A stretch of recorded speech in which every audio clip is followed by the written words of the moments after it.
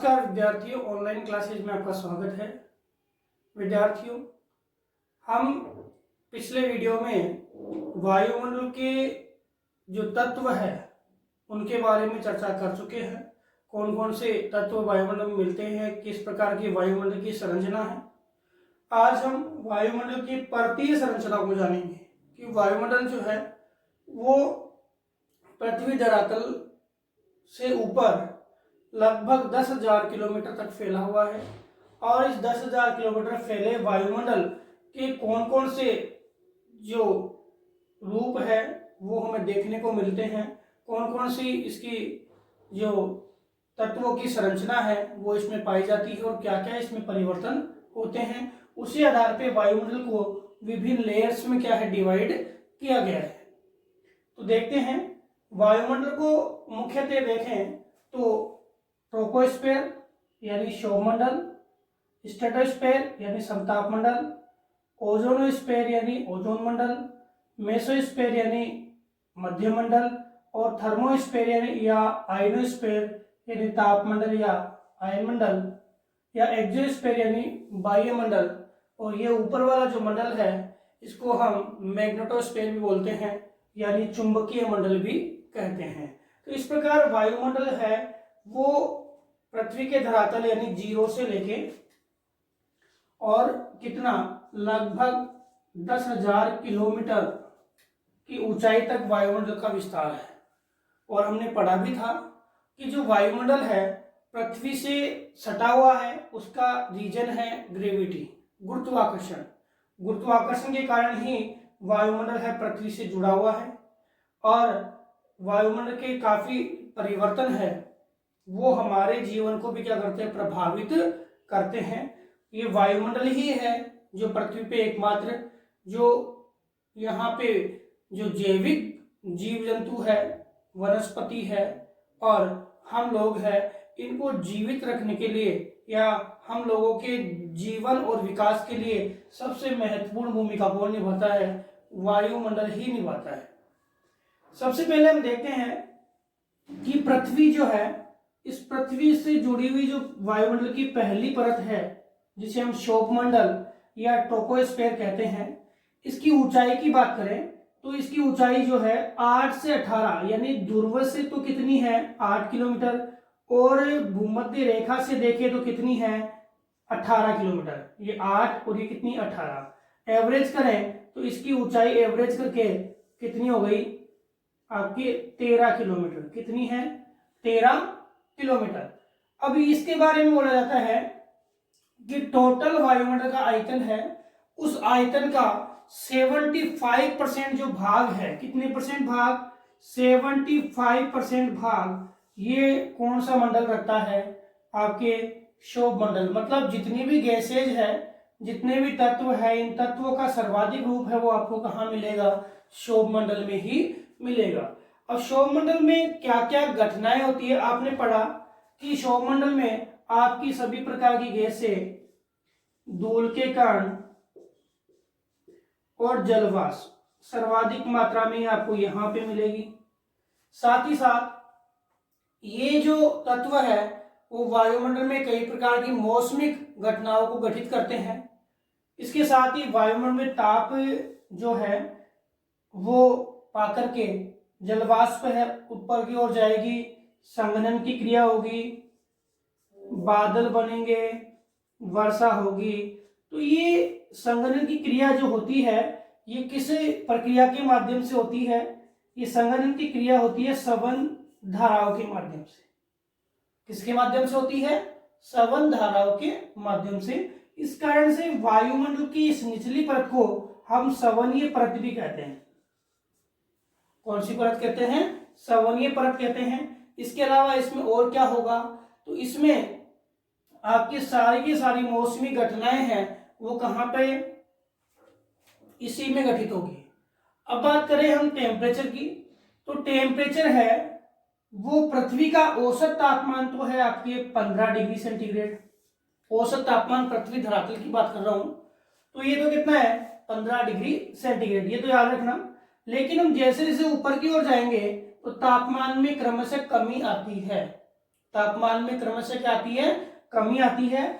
और ये तापमान की कमी वाली दर है, उसको हम देखें तो 165 मीटर ऊंचाई पे जाने पर, 165 मीटर अगर ऊंचाई पे जाए तो 1 डिग्री सेंटीग्रेड तापमान क्या हो जाता है, कम हो जाता है। 1 डिग्री सेंटीग्रेड तापमान क्या हो जाता है, कम हो जाता है। और इसी रूपरेखा को हम देखें, 1 किलोमीटर जाए तो लगभग 6.5 डिग्री सेंटीग्रेड तापमान क्या हो जाएगा, कम हो जाएगा। कितना, लगभग 6.5 डिग्री सेंटीग्रेड तापमान क्या हो जाएगा, कम हो जाएगा।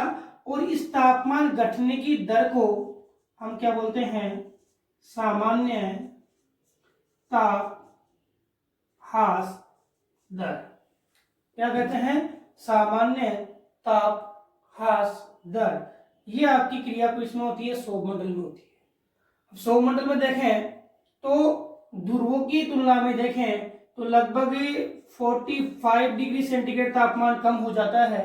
और भूमध्य रेखा की तुलना में देखें तो लगभग 80 डिग्री सेंटीग्रेड तापमान क्या हो जाता है, कम हो जाता है।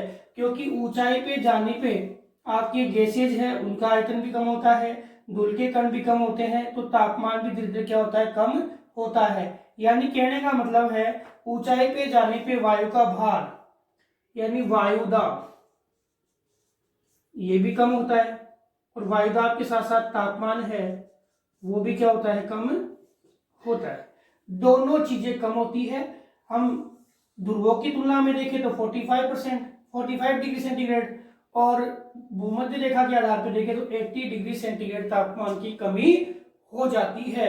कौन से मंडल में, आपके सौरमंडल में। और तापमान घटने की दर आपको पता है 165 मीटर बराबर 1 डिग्री सेंटीग्रेड, या 1 किलोमीटर में 6.5 डिग्री सेंटीग्रेड तापमान की क्या होती है, कमी हो जाती है। समझ में आ गया होगा पहला मंडल, जिस मंडल में हम रहते हैं, समस्त घटनाओं का अनुसरण करते हैं। अब दूसरा जो मंडल है ये आपका है समताप मंडल। कौन सा मंडल, समताप। देखो नाम ही क्या है, समान ताप, समान ताप। अब ये समताप मंडल जब स्टार्ट होता है, उसके समताप मंडल और सौरमंडल के बीच में जो सीमा है उस सीमा का नाम क्या है, क्षोभ सीमा, ट्रोपोपॉज, क्षोभ सीमा। अब इसके बाद में आपके जो समताप मंडल आरंभ हो गया, कहां तक है, 50 तक है। कहां तक है, 50 तक। इस समताप मंडल में हम देखें तो निचले स्तर पे तापमान जो है वो समान रहता है। निचले स्तर पे तापमान क्या रहता है, समान रहता है। और इस स्तर में समान तापमान के कारण आपके क्या होते हैं, वायुयान उड़ा करते हैं। तो वायुयानों की उड़ान के लिए सबसे महत्वपूर्ण मंडल कौन सा है, आपका समताप मंडल। कौन सा है, समताप मंडल। लेकिन 20 से लेके मुख्यतः 35 किलोमीटर की ऊंचाई पर, 20 से लेके और मुख्यतः 35 किलोमीटर की ऊंचाई पर मुख्य रूप से, बाकी 50 किलोमीटर तक है, तो मुख्यतः 35 किलोमीटर की ऊंचाई पर क्या है, आपके ओजोन परत का सांद्रण है। कौन सा, ओजोन परत का सांद्रण है। और ये ओजोन परत क्या करती है, ओजोन परत क्या करती है, ओजोन परत जो है आपकी परावैंगनी किरणों को अवशोषण करती है। क्या करती है, परावैंगनी किरणों का अवशोषण करती है। इस कारण से टेम्परेचर इस जोन में क्या होता है, बढ़ जाता है। टेम्परेचर क्या होता है, इस जोन में बढ़ जाता है। और यह टेम्परेचर है वो आपके यहाँ तो क्या होता है, सम रहता है, और आगे जाके क्या होता है, बढ़ जाता है। और हम बात करें कितना लगभग टेम्परेचर इसमें बढ़ जाएगा, इस समताप मंडल में 50 किलोमीटर की ऊंचाई तक देखें तो टेम्परेचर पहले तो माइनस में था, लेकिन इसमें बढ़कर के ये टेम्परेचर होता है 0 डिग्री तक पहुंच जाता है। यानी माइनस से कहां, प्लस में पहुंच जाता है। और ये मंडल है जो ओजोन मंडल है, ये वर्तमान में पूरे विश्व के लिए एक समस्या बना हुआ है। कैसे बना हुआ है, क्योंकि परावैंगनी किरणों का तो अवशोषण कर रहा है ये, और पृथ्वी पे ताप वृद्धि को रोक रहा है। लेकिन वर्तमान की जो गैसेज है, कौन सी, CFC, फ्लोरोकार्बन्स गैसेज है, वो क्या कर रही है, इस ओजोन का स्थान ले रही है। और इस ओजोन का स्थान ले रही है तो ओजोन परत जो है उसकी जो सांद्रता है उसमें कमी आ रही है, और ये जो गैसेज है वो इसका स्थान ले लेगी।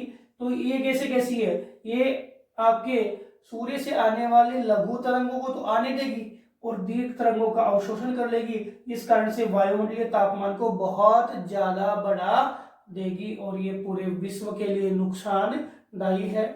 तो इस कारण से ये वर्तमान में चर्चा का विषय बनी हुई है, कौन सी, ओजोन परत। इसके बाद हम बात करें 50 से 80 किलोमीटर तक आपकी कौन सी है, मध्य मंडल है। कौन सी है, मध्य मंडल। देखो समताप मंडल और मध्य मंडल की जो सीमा है उसको क्या बोलते हैं, स्ट्रेटोपोज यानी समताप सीमा। क्या बोलते हैं, समताप सीमा।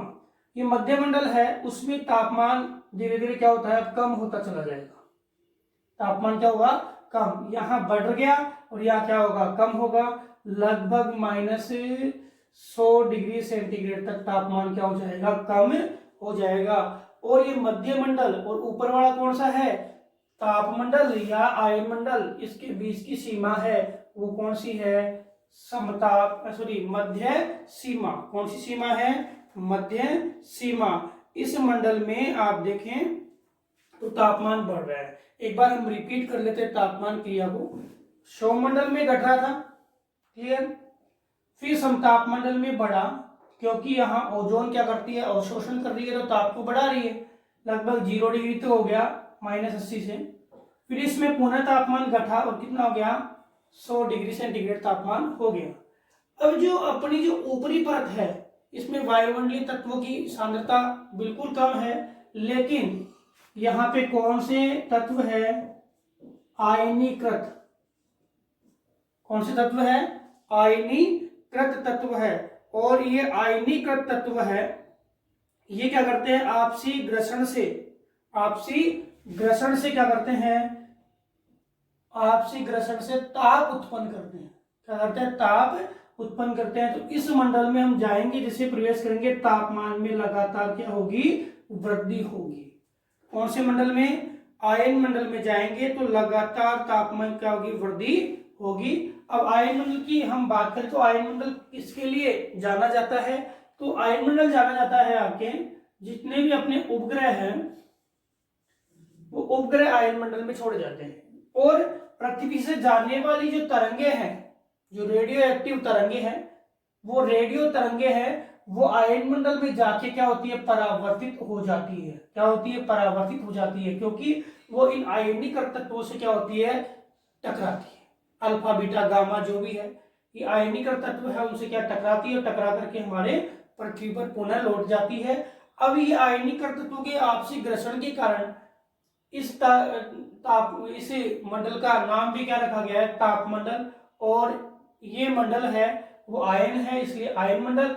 और दूसरी बात करें तो इसमें तापमान में क्या होती है, वृद्धि। और कितनी हो जाती है, इसमें तापमान में लगभग 1000 डिग्री सेंटीग्रेड तक वृद्धि हो जाती है। ये अंतिम जो है ये 400 किलोमीटर है, कई बुक्स में आपको 640 किलोमीटर तक मिलेगा। तो यहाँ पे इस मंडल में आपके ताप में लगातार वृद्धि होती है और कितनी, लगभग 1000 डिग्री सेंटीग्रेड तापमान बढ़ जाता है। आयन मंडल के अंतर्गत देखें तो आयन मंडल में जो हवाएं हैं वो विद्युत आवेशित रूप से होती है, विद्युत आवेशित होती है। और विद्युत आवेशित होने के कारण हमने कभी नाम सुना होगा कि उत्तरी ध्रुव और दक्षिणी ध्रुव में 2 प्रकाश पुंज चमकते हैं, 2 प्रकाश पुंज चमकते हैं। ये प्रकाश पुंज है जब सूर्य में जो कलंकों की संख्या बढ़ जाती है उसके कारण से ये जो हवा है वो विद्युत आवेशित होकर के और ध्रुवों पर एक विशेष प्रकाश के रूप में चमकती है। इसको उत्तरी ध्रुव में बोलते हैं अरोरा बोरियस, अरोरा बोरियस। और दक्षिण ध्रुव में बोलते हैं अरोरा ऑस्ट्रलिस। ये आगे भी हम जब सूर्य ताप का रिजोल्यूशन पढ़ेंगे उसमें पढ़ेंगे अरोरा ऑस्ट्रलिस। ये उत्तरी ध्रुव है, इसमें चमकती है। और ये कहाँ है, दक्षिण ध्रुव में चमकती है।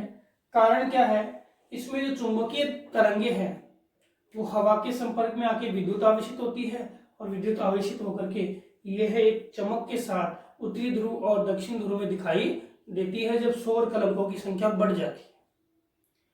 इसके अलावा हम देखें जो आयन मंडल है इसमें मुख्यतः डी, ई, एफ और जी ये लेयर्स होती है। ये लेयर्स क्या करती है, ये जो पृथ्वी से आने वाली जो रेडियो तरंगे हैं, कुछ लॉन्ग वेव्स में आती है, कुछ शॉर्ट वेव्स में आती है, कुछ मीडियम वेव्स में आती है, तो इनका क्या करती है, परस्पर परावर्तन करती है। परस्पर क्या करती है, परावर्तन करती है। कौन सी? डी, ई, एफ और जी, ये चारों क्या करती है, परस्पर इसका परावर्तन करती है। तो ये चारों जो लेयर्स है वो आपके लगभग मध्य मंडल से स्टार्ट हो जाती है, जो आपकी मेसोस्फीयर है। इस मेसोस्फीयर से डी लेयर स्टार्ट हो जाती है, फिर ई, फिर एफ और फिर जी। ये तरंग, ये जो परतें हैं वो आपके कौन से मंडल में देखने को मिलेगी, वो आयन मंडल में देखने को मिलेगी। इसके बाद जो एक्सोस्फीयर है ये चुंबकीय मंडल का भी काम करता है और ये जो है ये पृथ्वी के आयन मंडल से ऊपर लगभग 10,000 किलोमीटर तक ये पाया जाता है। और इसकी बात करें तो इसके अंत तक देखें तो तापमान बढ़ता चला जाएगा, तापमान बढ़ता चला जाएगा और लगभग 5,568 डिग्री सेंटीग्रेड तापमान इसके अंतिम बिंदु तक हो जाता है। तो तापमान की रूपरेखा समझ में आ गई, पहले घट रहा है, फिर समान हो गया, फिर बढ़ने लग गया, फिर घटने लग गया और फिर लगातार बढ़ने लग गया। तो ये रूपरेखा तापमान की है। ऊंचाई की बात करें तो ये 13 किलोमीटर एवरेज, 8 से 18, 50 किलोमीटर तक आपके क्षोमंडल, इसमें आपके 20 से 35 मुख्यतः ओजोन, वैसे ओजोन 50 तक है। फिर आपके 50 से 80 कोण है मध्य, फिर 80 से 400 वो है आपके आयुमंडल और फिर बाद में कौन सा है, वायुमंडल या एक्सोस्फीयर। इसको चुंबकीय मंडल भी बोलते हैं, मैग्नेटोस्फीयर भी बोलते हैं। ये तो हमने पढ़ लिया। इसके बाद एक रासायनिक आधार पे इन परतों को और डिवाइडेशन किया गया है दो मंडलों में। रासायनिक आधार पे इन परतों को दो मंडलों में डिवाइड किया गया है। एक तो आपके मेसोस्फीयर है 80 किलोमीटर तक, 80 किलोमीटर की जो परत है मेसोस्फीयर तक, इसको बोला गया है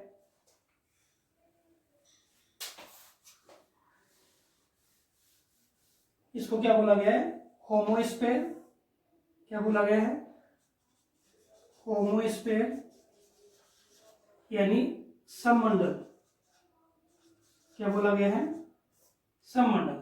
और दूसरी है हेट्रोस्फीयर,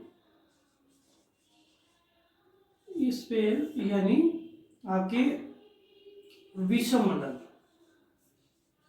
सममंडल की मैं बात करूं तो आपके यहाँ पे जो तत्व है वो लगभग समान है, इसमें कोई बदलाव नहीं आता है। यहाँ पे जो तत्व पाए जाते हैं उनकी रूपरेखा में बदलाव आ जाता है। अब इसके अंतर्गत देखें तो यहाँ आपके 80 से ऊपर वाले भाग में जो आणविक गैसें पाई जाती है उन आणविक गैसों में बदलाव है। जैसे सबसे पहले आपके जो आणविक गैस है, जैसे हम देखें